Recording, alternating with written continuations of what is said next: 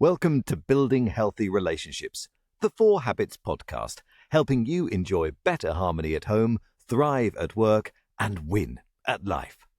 Here are your hosts, Dr. Andrea and Jon Taylor-Cummings, recognized authorities on the subjects of improving work relationships and cultures, as well as couple and home relationships.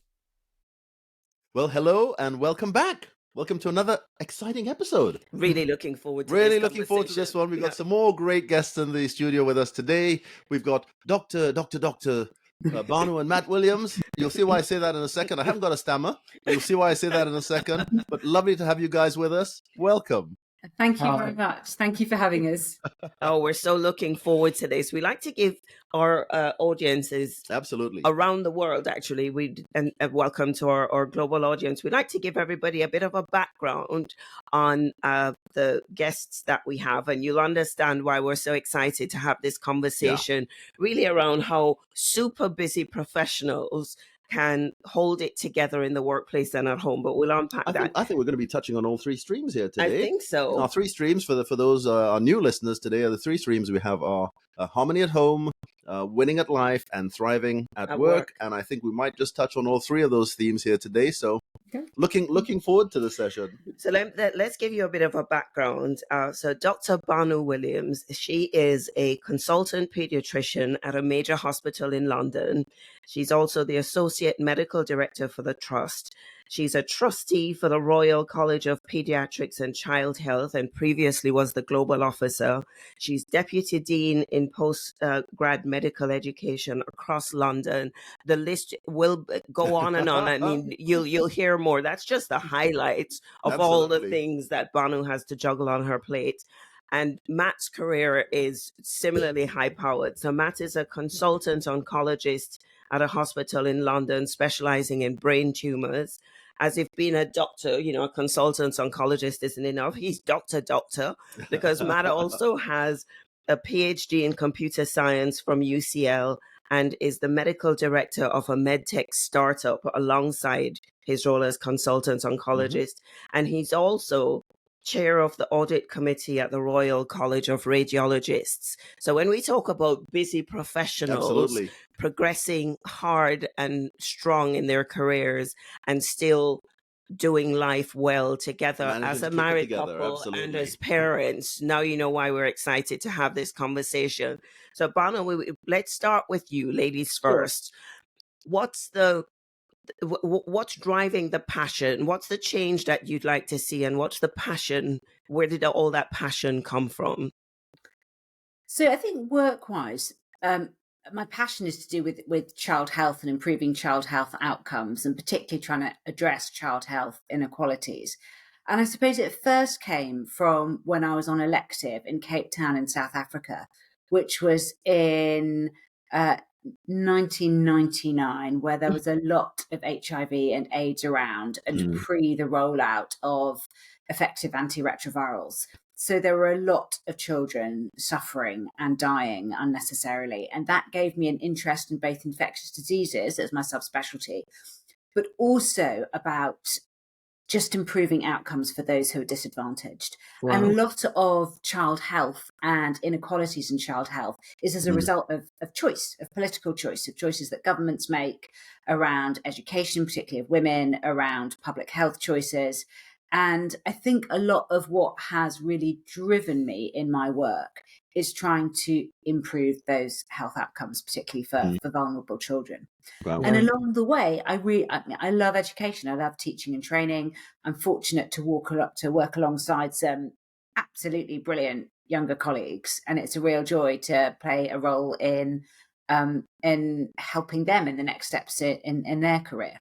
So I suppose, that sort of, yes, I suppose the health inequalities, child health, education, and that global child health piece is what drives me at work. Yeah, I get that. And, just talking about it, we can hear the passion and the determination to make a difference there come across. And before we go on to the relationships bit, Matt, tell us what's your passion? What's driving your passion, and where did that come from? Yeah, so I think Barney's got this long-standing kind of interest in. Mine is a bit different. So there are really 2 halves to mine. So I was still at school when I read a book about mathematical approaches to medicine and thought, that's really interesting. And then I went to med school, did all the usual med school stuff. And then towards the end of medical school, things were getting a bit kind of boring. So I started doing some maths with the Open University, and then I did some of that postgraduate. And that eventually is what led to my PhD. So I've had this long-standing interest really in trying to use mathematics and computing to describe and understand the world, because it's fundamentally a linguistic issue, which is mathematics gives you a language to be able to describe the world that conventional language sometimes fails, and there are some nice examples of that. And then clinically, I treat patients with brain tumours, and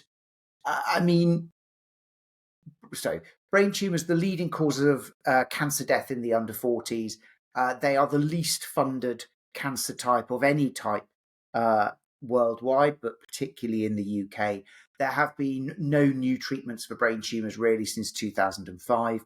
Wow. There's a huge amount of work to do. And so one of the interesting things about that is obviously clinically I deliver a service where, we see people in clinic, but I also run a research group, and I also do a reasonable amount of advocacy work. So over the last few months, we've been, myself, some charities, some companies have been engaged trying to make NICE pay attention to a new treatment which has been shown to improve outcomes but isn't available in the UK, for example. Right. So almost all my work is really focused around how do we try and improve outcomes for brain tumour patients in the UK and to a lesser extent worldwide. Wow. With that amazing, I suppose, catalogue really of responsibilities that you both have, we really want to get under the really the inside scoop on how do you juggle all the, that wonderful passion that you each have with all the responsibilities of home life and marriage and children. What role does relationships play in that? Well, I was going to say even broader picture than that. Yes, relationships at home as well. But I mean, Bhanu, you've spoken about relating to the younger generation and the next generation. Matt, you've both got your patients out there. They're people that you're relating to all the time, whether they're patients, whether they're fellow consultants, constantly. What role do you see relationships playing in the work that you do? Yeah, it's good to go broader first. Yeah. I think for both of us, teamwork is I mean, it's absolutely vital. It's the sort of that multidisciplinary teamwork approach is key to outcomes for your patients with brain tumours. For the children that I look after, it's you're always part of a team looking after a patient, and that is really important. And I think within any team, within any relationship, you have to know how to play to each other's strengths. You need to know how to watch out for each other's weaknesses, and you need to know how to be more than the sum of the parts, I think. And I think that is possible when you understand each other's particular talents, and also where, what things we're not good at, and then try and assign roles within relationships and teams so that we can optimize that working, I guess. Yeah. No, and we've seen relationships where you guys are at the sharp end of relationships, I guess, because of the pressure that you're under in terms of the workload that you have, the hours that you're working, sort of working shift patterns sometimes. I mean, clearly maybe less of that nowadays at this stage in your career, but I still think, I'm still aware that there's sometimes you're on call and you got to respond at different times and so on. How has that impacted your relationship as a couple, and your ability to keep functioning? I love how Bhanu just looked at Matt for that response. I spoke first last time. I would dominate the conversation. I'm giving him the opportunity to respond first. So I think it clearly does have an impact. Yeah. But I think the other thing is that, in a sense, both of us went into this with our eyes open, in that we met when we were relatively junior doctors. So in a sense, it's not a surprise if Barney says, "Oh, I'm on call," or if I say, "Oh, I've got to go in," or "I've got to take a phone call," because we've been doing it for, well, we were doctors before we met. Yeah. So we've been doing it for as long as we've known each other. So in that sense, it doesn't feel abnormal. Yeah. Is that a...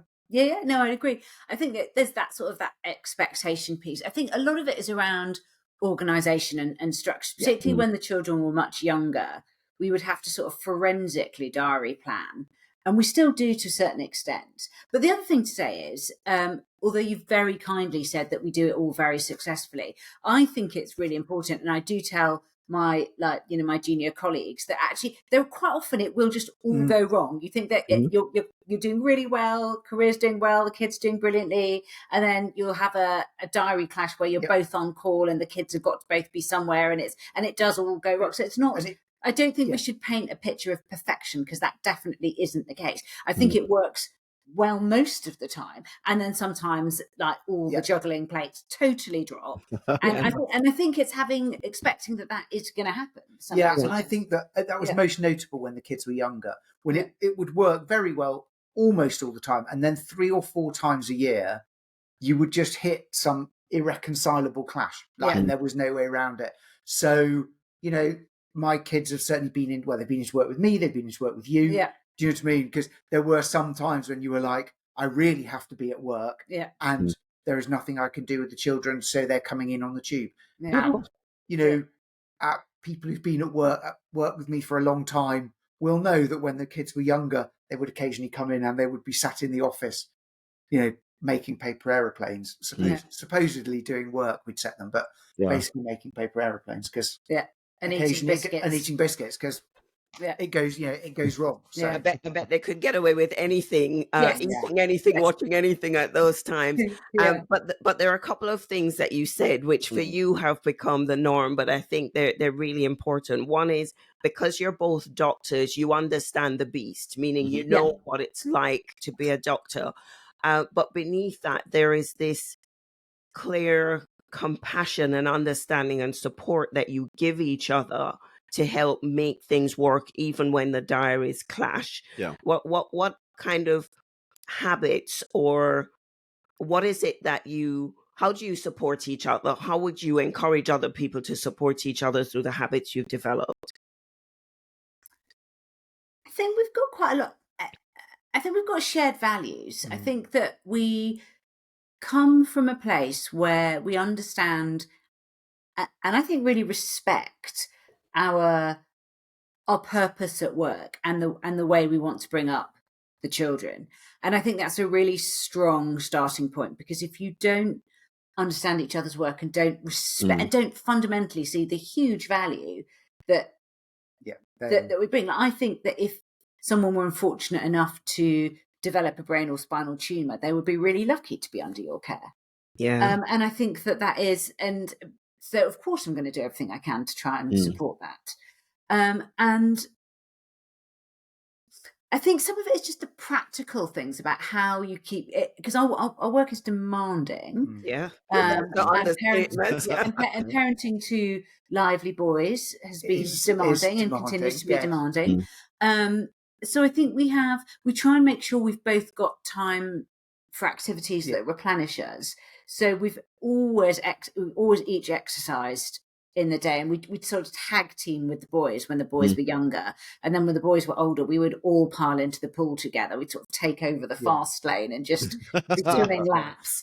Because we were talking about this earlier when we were thinking about this, and kind of I think what we sort of agreed on is a lot of it is about having shared values, and then the other bit is about building habits that work for both of you. Because that thing about habits is it's much easier to keep doing things in a routine if that's what it can be difficult to set them. But once you set it, we now routinely get up at almost the same time in the week, so that we both get to exercise, and it doesn't really need much thinking about. And obviously occasionally we will have things where one of us has to leave early. You were at George's the other do you know what I mean? And that messes things around. But most of the time, it means you start from this base where both of us get to do a reasonable amount of what we need to do in the day, which is a good place to start. Yeah. I think it also helps though that we value and also devalue a lot of the same things. Well, so I'm gonna say that's coming through loud and clearly from what you're saying there, and it seems to me what I'm hearing is whenever there's a challenge, there's a challenge that's come up. We're on the same side here. Let's address the challenge together, rather than pitting against each other or pointing fingers or what have you. It's just challenges come up. We didn't do anything to cause this. It's there. Let's address this and move forward from there. And I think that's wonderful to be able to do. Yeah, and I just want to, you keep saying such powerful things that I guess for you, they're very normal, but I wanted to go back and pull it out. So you spoke about the great respect you have for each other's careers and wanting to support each other in being the best version of themselves. You spoke about having shared values around a biggie, like, you've agreed how you want to parent your, can't even call them boys anymore, your young men, which can often pull people apart. You spoke about having pretty much a rhythm to the schedule of how you want to do life on a regular basis. So that cuts out decision making because you've created habits. You mentioned the habit of exercise. Yeah, I wanted to pick up on that one. What other habits? Well, even on the exercise one, I have to say, because we know these guys personally as well, I think you guys must be amongst the fittest families that we know. Indeed. I mean, these guys are always exercising, whether it's running or swimming or bike riding or tennis or... And most of us would say, I don't have time because the plate's so full, but your plate is brimming over the edges and you still have time. What do you do and what other habits do you have? And do you exercise together? Because I was, again, just very quickly for a second. So curious. I was talking to somebody the other day and I mentioned that we had gone for a walk, we went for a run together, exercise together. They said, you guys actually exercise together as well? I'm like, yeah. But particularly now the boys are older, it makes much more sense to exercise together. I mean, even if sometimes we'll swim together, but even if one of us goes to the gym and the other one does something else, we can go up at the same time. Yeah. So it's that really boring thing about it makes more efficient use of any given amount of time. I think one of the things that we haven't talked about yet, that we both, when we were, I don't know how long ago it was now, the boys were tiny, we were both selected to be on a London medical emerging leaders program. And we were introduced to specific things around coaching, around mentoring, around habits of successful people, and around Myers-Briggs, which I certainly hadn't explicitly thought about before. And I think that it certainly helped in team working at work, but I think it's more helped in team working at home, actually. Some of the specific understandings of where we are, where our preferences for action are, therefore which pieces of work it's within the family it's going to be easier if I pick up or Matt picks up, because it's a natural thing. But it's also really interesting because the whole Myers-Briggs thing is really interesting. So if you read the psychology literature, they're really down on Myers-Briggs and go, oh, it's complete rubbish and it doesn't hold water and you should never use it. And that may or may not be true. But I would agree that I think Myers-Briggs is a really good way of understanding yourself. It's a really good way of helping you reflect on what you might want to do, not want to do, and also what other people might want to do, not want to do, and how therefore you might find ways of fitting in, even though, as you say, it was introduced as a work coaching thing. I actually think using it to reflect on family life is helpful. And I think one of the things, coming back to the exercise piece, one of the things which wasn't to do with Myers-Briggs that we were introduced to was the concept of sharpening the saw. So that, which I'm sure your listeners, one of the 7 habits. Seven habits highly effective people. So exercise for us is sharpening the saw and finding time to sit down and read and go for a walk together and go to that's all part of sharpening the saw. It allows us to be much more effective at work and at home because we feel replenished doing stuff that makes us happy. Not that, I mean, our work makes us happy as well, but it's different. Different aspects. I was going to say, but just very quickly, talking about being replenished there, when we were chatting earlier, just before we went live, I think one of the ways you shared that you, Bhanu, get replenished is when your tea arrives in the morning. Yes. Tell us a bit more about that. Well, my husband would love to tell you about that. Yeah, so I mean, I make tea in the morning, and Bhanu luxuriates in bed until she has brought her tea. I do yoga. I do my yoga and have my caffeine, and then I'm much more human. Yes, it's best for everyone concerned if she's not allowed outside the bedroom until she's had her cup of tea. That's an amazing habit. I think that's one that could become our fifth habit, maybe. There you go. Bring a cup of tea. But it is those little things. And again, now the boys are older, it matters much less. Yeah. But it used to be the point when I could do that, and maybe I'd have to sort out some stuff for the boys. It just mean it gives you that little bit of time to build in a little bit of time in the morning to sort things out. Yes. It's the way that we talk about date night. Couples should make time for each other and make time to invest in their relationship. And sometimes we talk about carving out at least one evening in the week. But with the busy schedules, the full-on life patterns that you both have, you've clearly found a great way of just integrating that into the normal course of how you do things. So if you exercise in together, you're getting some together down to the conversation time. Same with going for the walk, like you've mentioned. You've just built that into the fabric of the way that you do life together, which is amazing. Any other habits that you can think of, or values that you think has really helped steer how you do life? I mean, I think one of the things that we were talking about with values was the things we value, but also the things we don't value. You did mention that, yeah. So, for example, we do not drive a very nice car, which for some people would be a big issue. Yeah. We can think of some of our friends where that we know that's been an issue. But it's fine. Neither of us are interested. Yeah.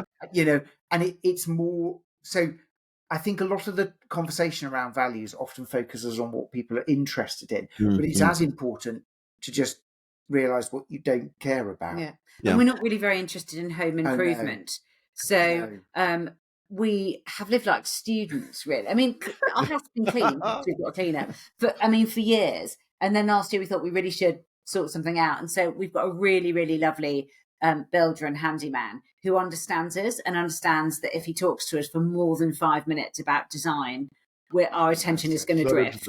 And so we're just like, we'll do that, and thank you. And we're going to go away on holiday, and here's our key, and can you sort it out? Yeah. So we just, I don't know. We're not. Neither of us care. We don't. No, and there would be other people for whom, they really want to do that. Yeah. You know, they would want to sit down with the brochures and go over it.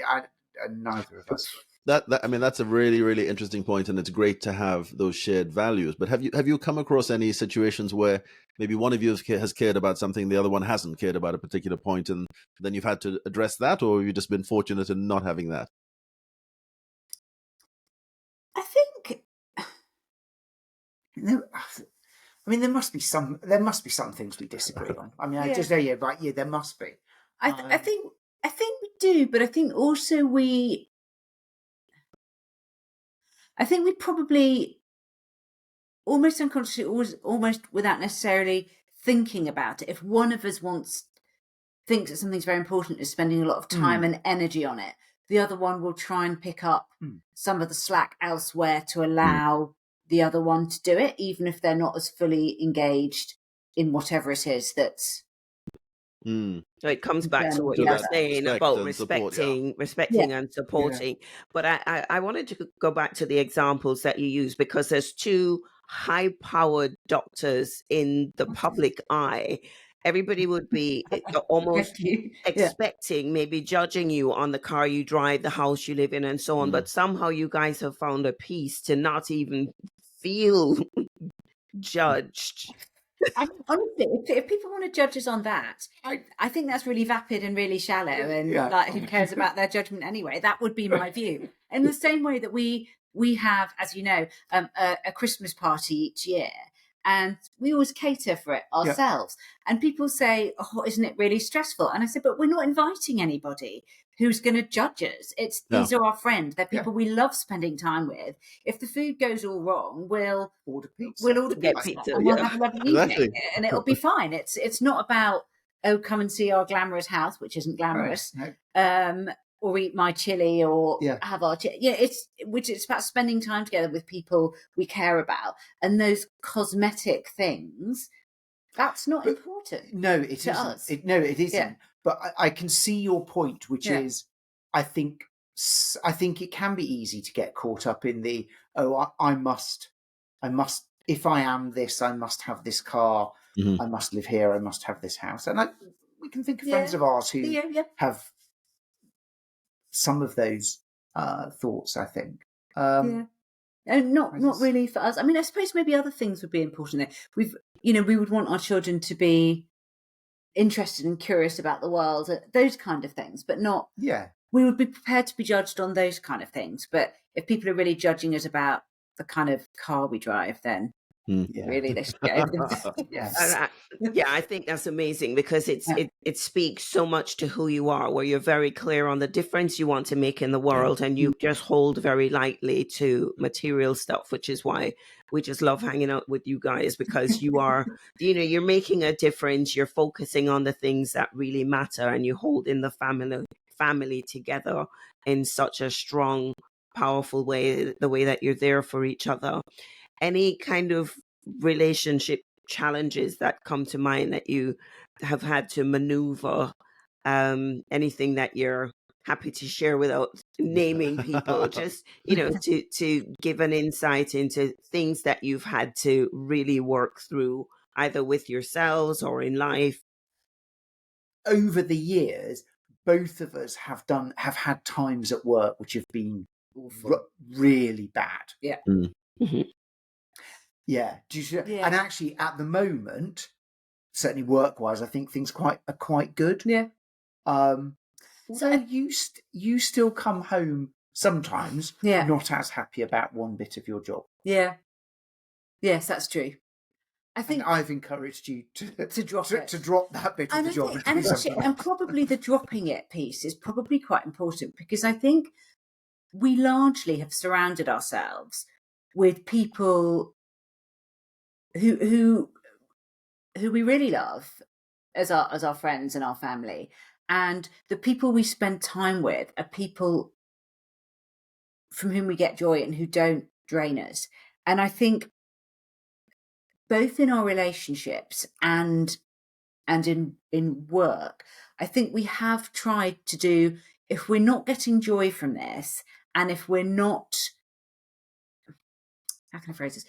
If we're not getting joy from it, and it isn't meaningful to us, it doesn't speak to our core values, we really, really need to think about, if we can't change the way that this relationship works, or we can't change the way that this job works, such that it's not making me unhappy, then I'm not investing in this relationship. Yeah.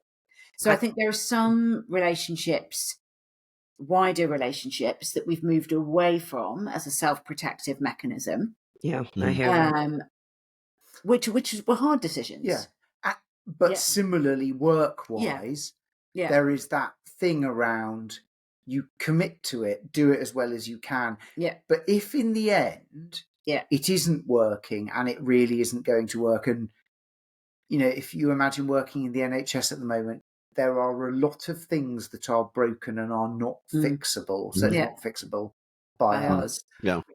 At some point, the only sensible response to that is basically to walk away. Yeah. So I hear what you're saying in terms of you need to preserve yourself to be able to continue working well, being there for each other, being there for your children. So where do you need to put healthy boundaries so that you can continue to thrive in the work that you're doing? And that's that in itself is a great message and lesson for others to feel empowered to do the same. If it's draining you and there is nothing else you can do to fix things and make a difference, then control the things you can and keep working in the way that you thrive. And I think there have been times where both of us have just been working so hard at work, and work has been really difficult, and that has inevitably impacted on life at home. And there's been discussions about whether we should step away from that work. It was more when we were in mostly when we were in training, I think. So it's difficult because if you don't complete those training jobs, then you don't get to be a consultant. So there's a sense of, we just need to hang in here until we get to this, and then we've not got more control, and then it's better. But I think trying to meet each other in a place of understanding and trying to work out what we can do to make things better, or just say, right, it's this much longer. How else are we going to manage, or do we need to just but actually, for example, if I think about my biggest work change over the last 2 years or something, is I on a Friday I no longer work in the NHS, and I spend 1 day a week as the medical director of a medtech startup, and that's been really good and really interesting, and it's been really invigorating to work for a new, small, dynamic, nimble organisation. And you've been so much happier in the last 2 years. It's been really, really noticeable how it's just given you a new sort of lease of life, I think. And that's a really good example of just going, this isn't actually fixable. So actually, I'm just 1 day a week, I will step away and do something else. And that's been great, and I've learnt loads from it. It's made me much happier, but I've learnt loads from it. I'm still learning loads from it. It's a really good kind of change. That's actually a great example of what's recommended, to work 4 days on the day job and have 1 day doing something that inspires you, that you can pursue your charitable interests, your give back, because you end up being a better person in the day job because of this new energy that gets pumped into you by doing something completely different. But it sounds like you flipped that on the head now. You've gone to 1 day or 4 days or full time, pretty much doing the thing that excites you. No. So I do 4 days, which is a mix between NHS work and running a research group. So that's already mixed. And then 1 day a week working at the startup. Right. But I think one of the issues about working at startup is I was the 12th employee there. So it's so different from working in the NHS where 1.5 million people. It's kind of it's part of that difference of scale, and that I don't think that spending a day a week, for example, working at another large corporate, because I could have spent a day a week, working for a big pharma company, but I don't think that would have given me the same sort of change. Yes. I mean, you guys have been because we know you and know a bit more of your story, you've been very blessed and fortunate, I think, in some of the experiences you've had. I know you've both worked overseas. You've had, stints of doing things in different places. What would you say are some of the, life lessons that you've taken from that in terms of how you keep it together when you're doing all these things, moving, working in different places, different situations, different opportunities come up? How do you juggle and navigate some of those things?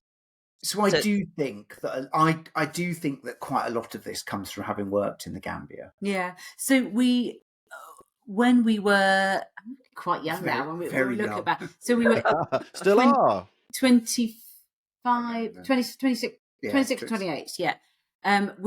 After we'd done our membership exams, we went and worked in the Gambia for voluntary service overseas for a year, and I think we learnt so much that year, just about inequalities in healthcare.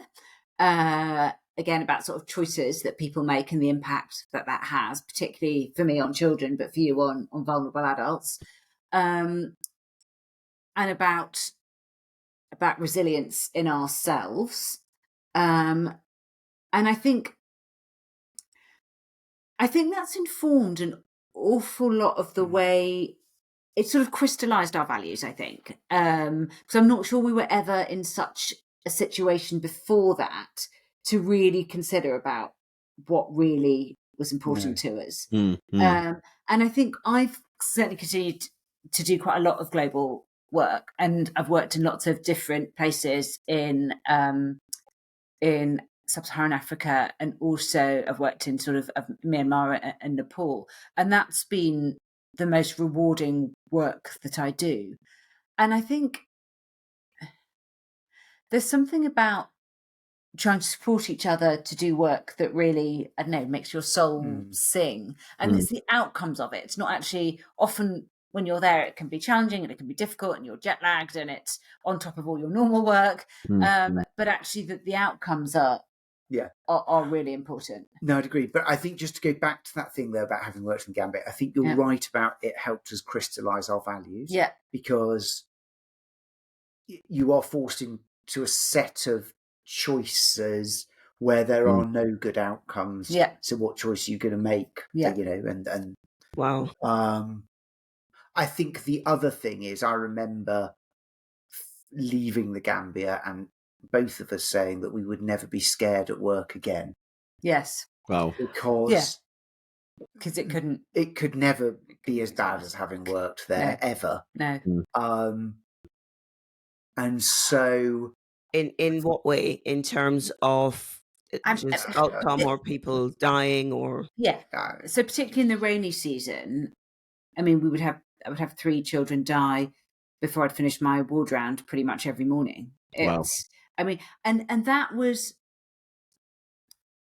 it was awful. It was awful and it was heartbreaking. And we tried to save the ones that we could save with not enough medicines, not enough nursing staff. The nursing staff were really highly skilled. They were fantastic. But there's just so many staff and so many children and not enough beds and not enough kit. And then about 2 years later, we went back and there'd been some choices made about effective malaria control and just the visual difference on the ward. Like there's only 1 patient per bed and the number of deaths had massively fallen. These are all choices. I really heard what you said and, took it as a personal challenge myself. I will not be afraid at work anymore to just play full on and give everything that you have, knowing that there will be outcomes that don't go the way you want them to, but you will turn up and not be afraid anymore. I love that. And what I heard though was I think you guys have been blessed and fortunate to have had that experience. I don't recommend it. I don't think you would recommend it to other people to go and have it, but I think you now have a better understanding of the big picture of what's important. These are life-changing things. This makes a real difference. So a little a minor inconvenience between you at home is just like in the grand scheme of things, we can just we breeze straight over that one. That's a really good because point. The context is everything, and I think that has been. Maybe you guys are fully aware of it, but I'm just hearing that coming through loud and clear. I think the life experiences that you've been through have allowed you to work through things, to keep things in perspective, and actually just keep going there. Have there been any words of wisdom that you can reflect on that people have shared with you on the journey, or maybe in the past, to say, you want to be doing this sort of thing to keep the relationship alive and keep going as a couple? Because I know you've been together now, what, 20 something years? I would. We've been married for 20 years. Yeah. Been together for what, 22? Yeah, about that. Yeah, about that. There we go. 2001. Was there any advice? Whatever. Come on, I was going to ask you that. That's one of the good habits you've developed, right? Yeah. We play to our respective strengths. There you go. There you go. That's actually something we didn't pick up on earlier, and that's really powerful. We talk about habit 1, be curious, not critical. And a big part of that is understanding your personality strengths, building that self-awareness and building other awareness, because that's the place that helps you really be team for each other. Divvy up roles and based on strengths and covering for each other in different ways. And you spoke about Myers-Briggs helping you do that, and there are any number of personality models out there that can help. But I think our strong recommendation to people, to any and everybody out there, would be to do at least one, to get that understanding of yourself and improve your understanding of other people, because that then allows you to then be patient with each other, be patient with yourself. Really, really important to be able to do that. But I was gonna marry that thought with this great understanding you have of each other's strengths and weaknesses and covering for each other with the life experiences that you've had. and the big picture that you've created. So on one hand, you have more self-awareness and you're able to be more patient with yourself and with each other.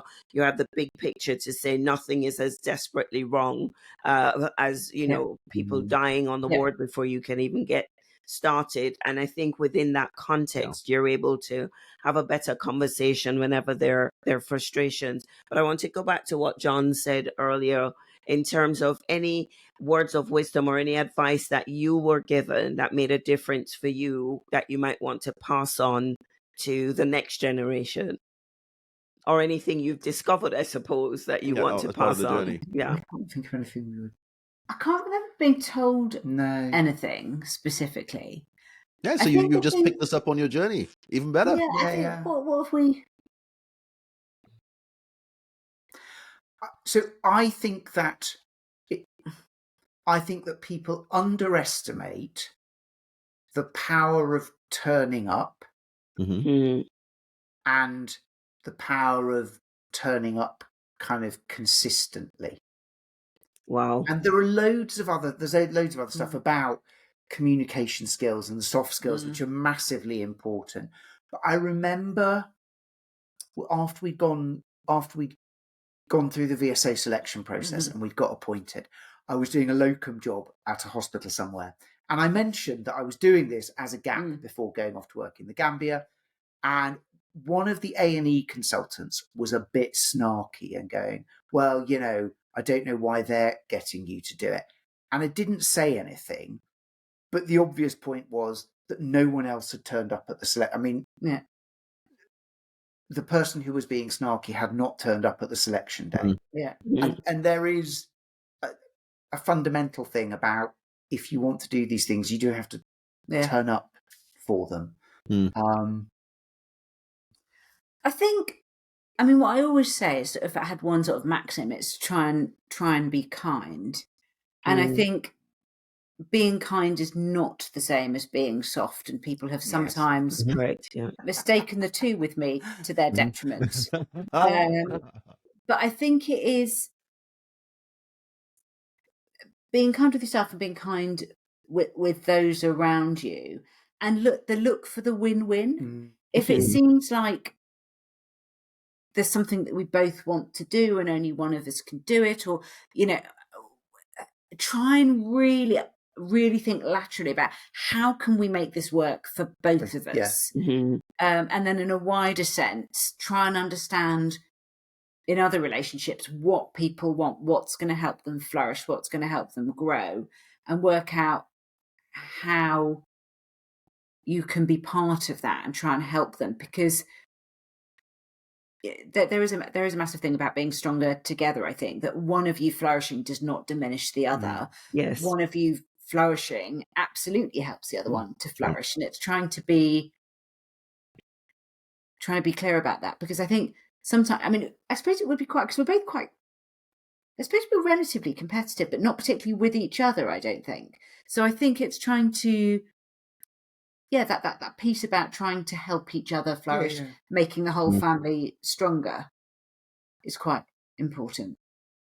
Yeah. And I guess the general advice, I was asked by one of my children who's doing a podcast at a recent conference about this, what advice would you give to sort of to younger people? And it wasn't just to younger people, it's just to anyone. It's be kind. Always be kinder than is necessary.